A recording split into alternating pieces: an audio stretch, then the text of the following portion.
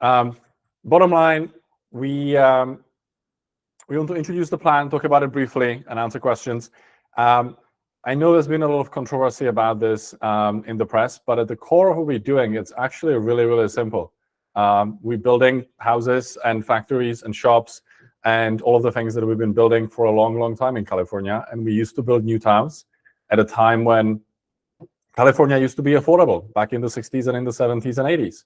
And then we stopped doing that about 20 years ago, 30 years ago. And lo and behold, today nobody can afford to live here. And so there's a lot of discussion about this, but it's really, really simple at the core of it. You might have seen the news today. We announced a joint agreement with the Board of Supervisors to change the process. And so I want to talk about that first.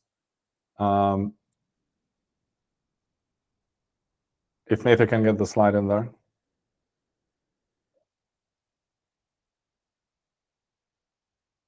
It's okay, I'll explain it. So what we announced today with the Board of Supervisors is that we are changing the process for this initiative. And so if we make this full screen,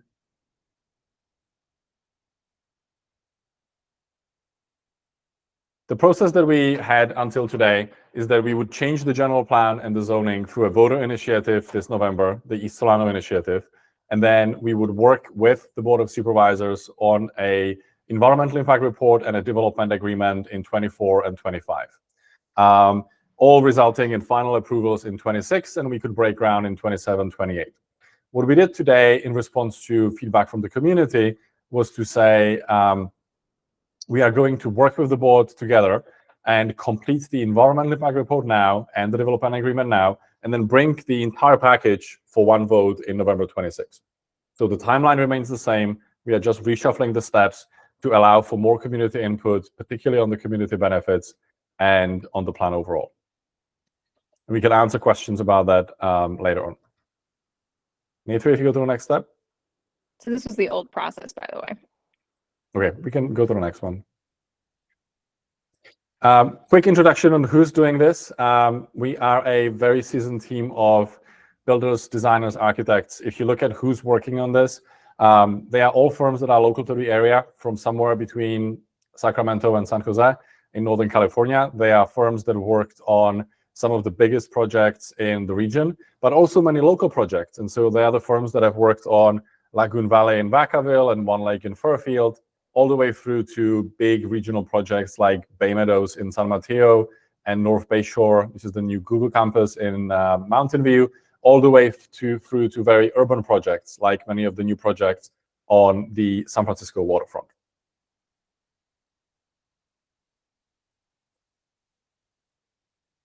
And at the very core of it, what we're trying to do is to build a new economic engine in Solano County. So when we talk to people, whether it's one-on-one or whether it's in large surveys, we hear the same feedback all over again, which is people can't afford to live here, especially young kids. So many people are leaving for opportunity elsewhere.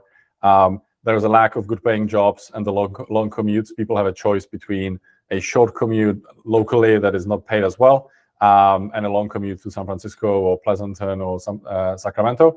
And there isn't as much to do here as there should be. There isn't major entertainment. There isn't a sports team. There isn't a great shopping district or a dining district.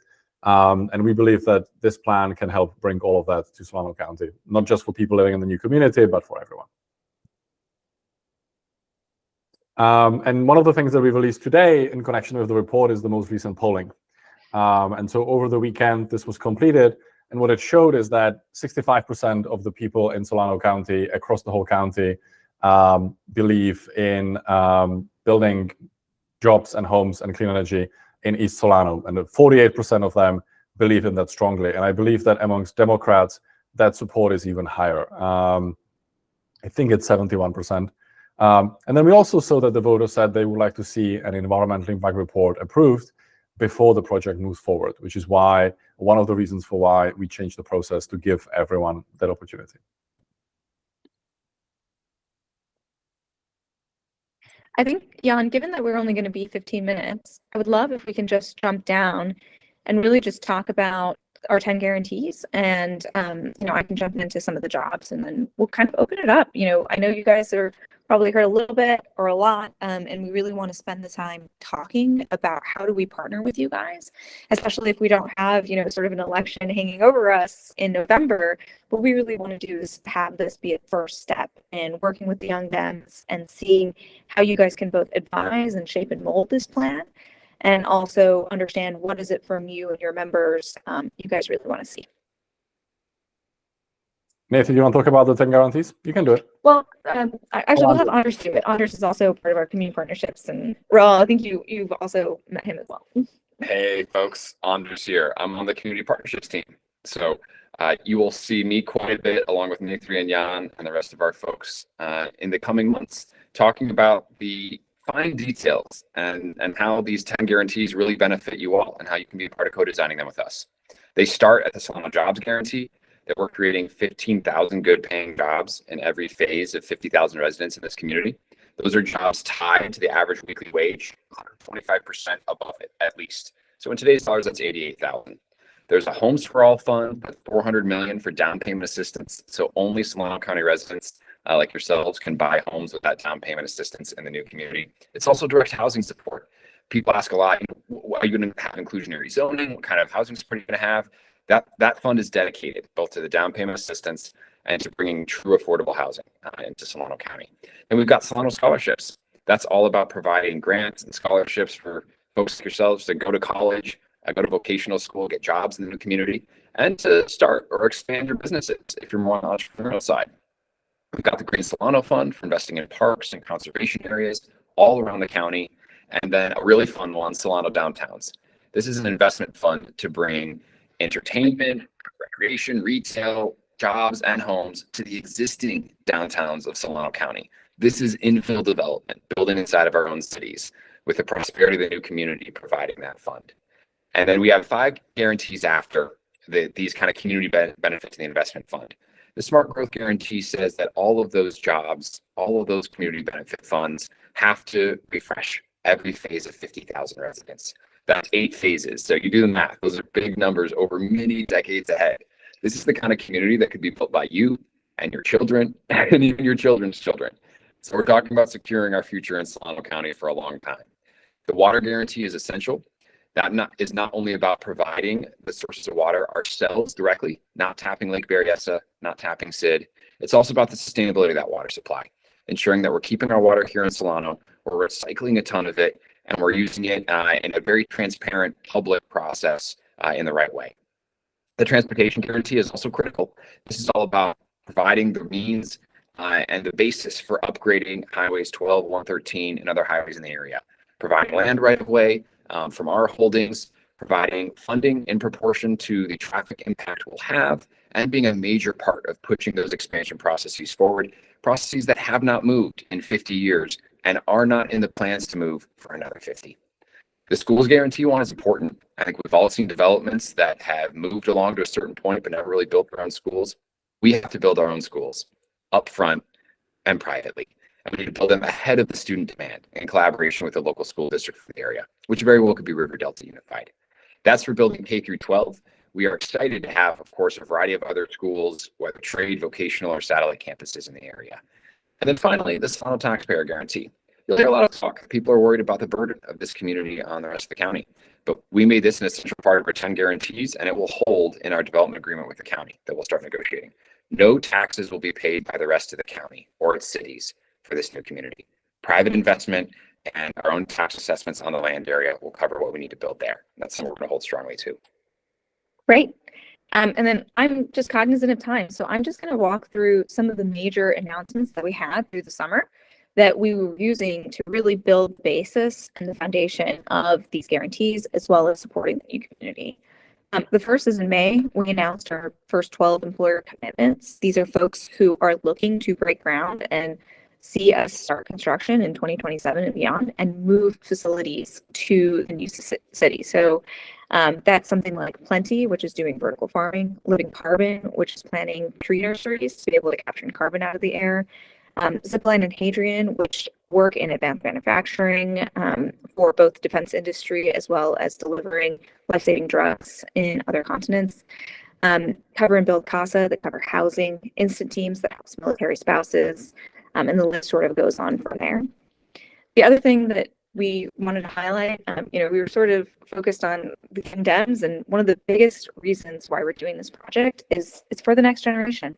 When we first started out last fall, one of the things that we heard resoundingly from Solano County parents is that 86% of them didn't believe that their kids could grow up and live in the county that they grew up in. So this is really about creating new paths to home ownership, especially for first-time buyers. And that is a very important part of this new community. The fact that it's not only mixed use, but also is mixed income in the sense that you can buy a starter home as a young person in 25, 30, something that you used to be able to do in the 90s that you can't do anymore. We're also already working on an organization, working with an organization named Merit America that is putting together a scholarship program for Solano residents to land higher paying jobs. We actually are building our first class. I think we have 12 out of the 20 right now, and we're looking for the next 8 spots. These are training programs in both cybersecurity as well as data analytics. And Kalen, who's the man pictured here, he's a Fairfield resident. He actually went through the Merit America program last year, was able to double his income after working as a mechanic in Fairfield, and is now working in IT security. So something that we'd be excited to talk to you guys about. And then finally, our North Bay partnership, which has been in healthcare. We're accelerating their plan to open 6 to 10 clinics across existing Solano County cities. This is not and was not dependent on the vote in November, but rather is an investment that we're making in the community today over the next 2 years. So something that we can also talk about. We can talk about water if you have questions. We're still designing a new sports complex in conjunction with a community group. Those are kicking off this month. Something that I also would love to hear if the young Dems want to get involved or if that's something of interest to you guys. Then the last thing that we're also kicking off this month is a design for the Solano Lagoon. The first meeting is going to be happening in a couple of weeks here.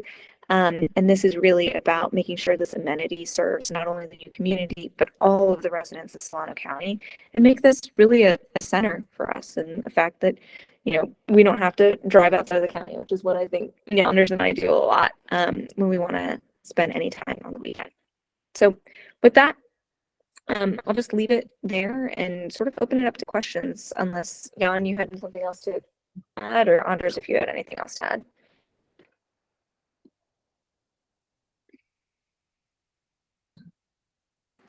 Okay, so it does I think seem there's... Manveer has a... Yeah, thank you. So I'm gonna facilitate the question and answer period, and I'm just gonna preface that your 5-minute time for question and answers won't run until the question is asked, and then your response time is the 5 minutes, not the time the question is being asked. So I did see. I just want to highlight, again, this isn't an endorsement conversation. This is really about us asking you guys, how do you want to work together? How is it that, what our plans are and how we're shaping this plan fit into what your guys' priorities are? Of course. Thank you. So I do see Manveer's hand, so I will let Manveer ask his question. Hey, Jacob, can you hear me okay? Yep, you're good. Okay, awesome. Would love to be on camera, but I'm actually currently driving. I'm one of the many young people that live far away from home to work. So the problem that you guys talked about, I identify quite personally with. Jan, it's great to see you again and to meet the rest of the California team. It's great to see the update from the Board of Supervisors. I saw Garamendi put something out as well today. So a lot of that's great. To be specific about my question, one of the big concerns for our region has been what we saw happen to Vallejo with the impact on Mare Island because of the base leaving has been a big conversational point in Fairfield and Solano County with Travis. I guess if you guys could just briefly touch on what you guys are doing to ensure that this plan kind of work with the base as you guys develop it out. I'd love to kind of hear your thoughts on that. Thank you so much. Yeah, absolutely. It's good to hear your voice again, Manveer. I would say on Travis, I know there's been a lot of discussion about it. The main thing that happened is we designed the plan in the fall whilst complying with all of the guidelines that Travis and the county have put out about protecting the airport. And then when we published the plan in January, Travis had some remaining concerns which they've voiced to the press. And what we did is we scrambled together the team, and in an unprecedented, I think it was about a 3-week sprint, we redid the entire plan and basically moved a lot of the use cases about all of the land uses about a mile and a half away further from the base. And in response to that, the base put out a statement, which I think was quite unprecedented. And I just put a link into the chat. And what they've said in that statement is, we appreciate how California Forever has adjusted these plans in response to our concerns. And with these revised plans, we'll be able to continue flying our full mission. And they listed every single thing that they do and said we will be able to continue doing that. And then they ended the statement with something really interesting. They said, we appreciate the project's potential to improve the well-being of our airmen and their families. And that goes back to the heart of the issue, in that the young military families on the base face the same set of challenges that people who live in Solano County do. They cannot afford to live here. Increasingly, they are commuting from an hour away. And then they have spouses. And their spouses face the same commute that I think, Manvir, you're dealing with and other people are dealing with. And that commute is particularly rough if you have a spouse who's serving in the armed forces and serving the country. And so there's a lot of good things that we can do for Travis, not just protect it, but actually make it stronger. Awesome. Thank you so much. Back to Jacob. I have a couple more, but I'm happy to wait to let other people go first. And then if we have time, happy to circle back. Thanks, Jan. Thanks to the team as well. Yes, thank you, Manvir. We'll do a first pass and see if anyone else has other questions. And we'll, if anyone has other questions, we'll be able to answer those. But I see, Angelo, you have your hand raised. Go ahead. Angelo, we're having difficulty hearing you. Maybe you want to rejoin the call.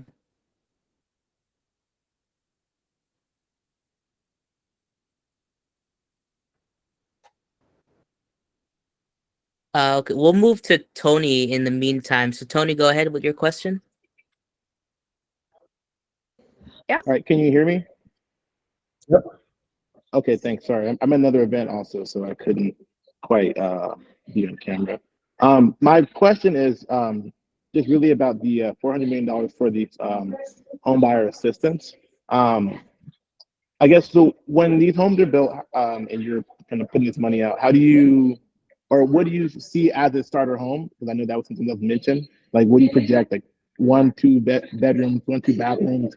And sorry, it's pretty loud over here, so forgive me. But how do you see that money being doled out evenly to ensure enough people, especially younger generations, are able to get into home ownership, especially with this plan? I'll answer. It's a great question. I'll answer the first part of it, and then I'll hand it over to Andres to talk about the details.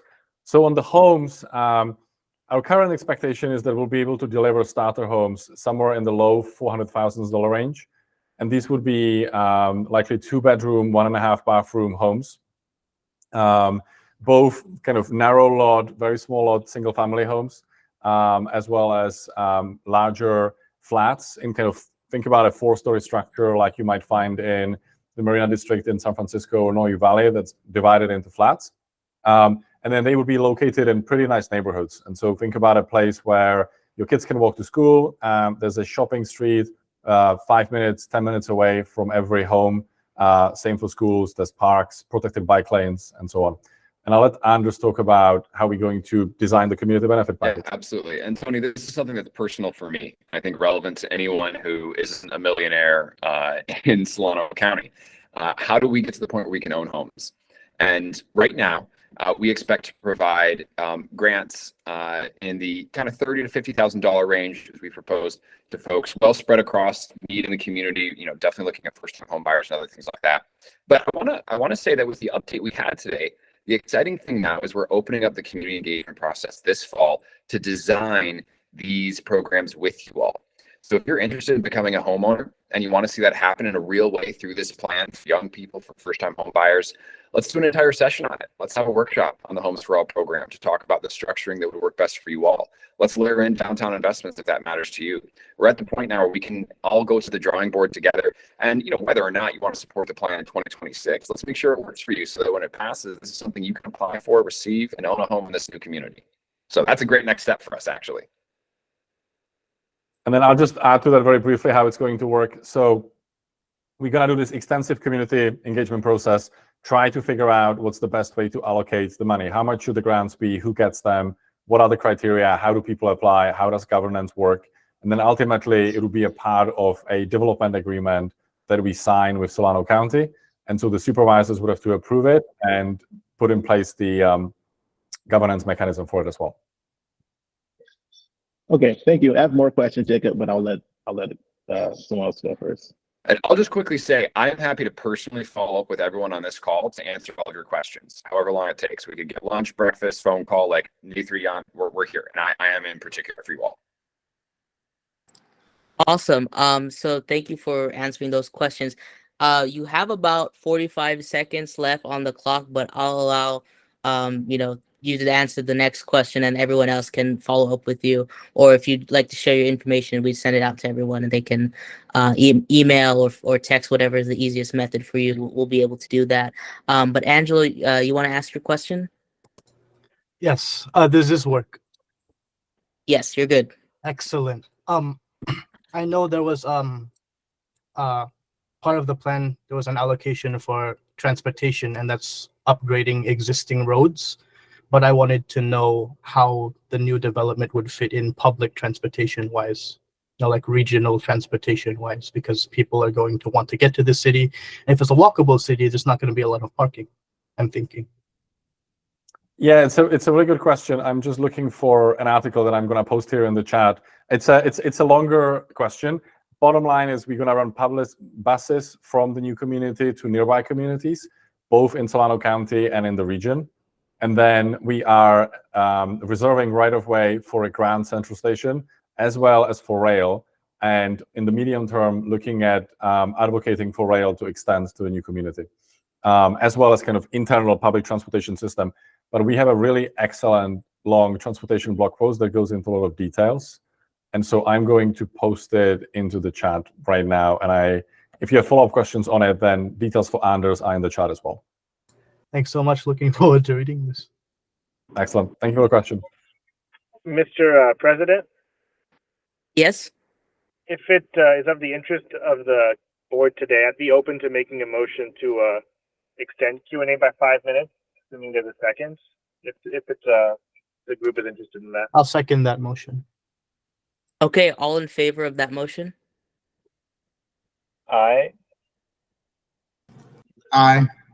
Okay, there's no opposition. I'm also in favor, so we'll extend it another 5 minutes. I appreciate it. Of course. Who else had a question?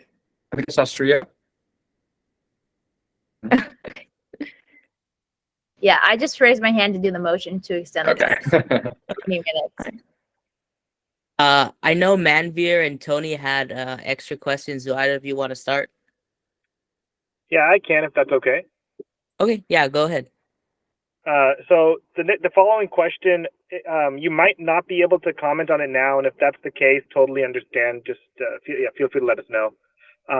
One of the things that has been a bit of a sticking point in the community has been some of the legal challenges that have been going on.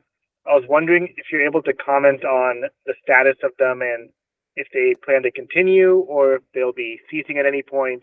I was curious if you could comment on that. Thank you. Absolutely. I'll take that one. So for context, we've purchased property from about 600 people. I think every single one of them became a millionaire. They've sold the property at 3 or 4 times market value on average. And we have really good relationships with most of them. If you go to eastsolanoplan.com, there is an ad, I believe, basically on the homepage in the middle of it, with a rancher who sold the property to us and has a great experience.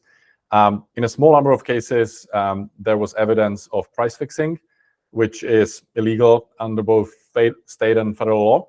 And we ended up in court with a small group of landowners. I'm glad that we've been able to resolve it with the majority of them, the vast majority. And so it's been settled with, I believe, more than half of them. And we've been very open about doing the same with other ones.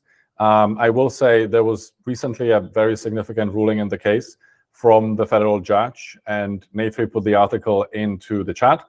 But what the federal judge wrote was the federal judge found that there is evidence that landowners colluded on prices for their homes.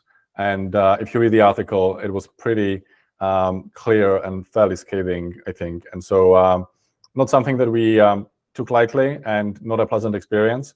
But we believe that the law was on our side here, and the federal judge saying it clearly was an important step. But despite this, we've been very fair on the settlements and remain to do that with other people. Awesome. Yeah, thank you for the clarity on that. As you guys can imagine, when it comes to, especially when you guys were on the ballot, community support is important, and this issue was a big community issue that was on a lot of people's minds when it came to how they felt about it. But thanks for the clarity on that. Makes a lot of sense. Thank you. Yeah, well, it was a hard decision, but I think we've ended up in a good place with many of the people who were involved, and we found productive ways to settle it. And I think the community is going to start hearing that from many other people. Thank you. Tony? No, thank you. I'm okay. Thank you. Any other questions from members of the organization?